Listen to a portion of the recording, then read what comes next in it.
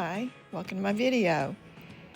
We were out driving and our dash cam camera captured a couple of incidents that were the first one was just a typical aggressive driver passing on the right, thinking I wasn't going fast enough. And it was kind of dangerous passing between the two cars.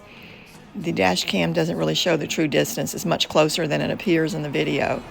The second one is just absolutely a horrifying thing that I witnessed, and I'm so glad that it didn't result in an accident. Drive safe, everybody.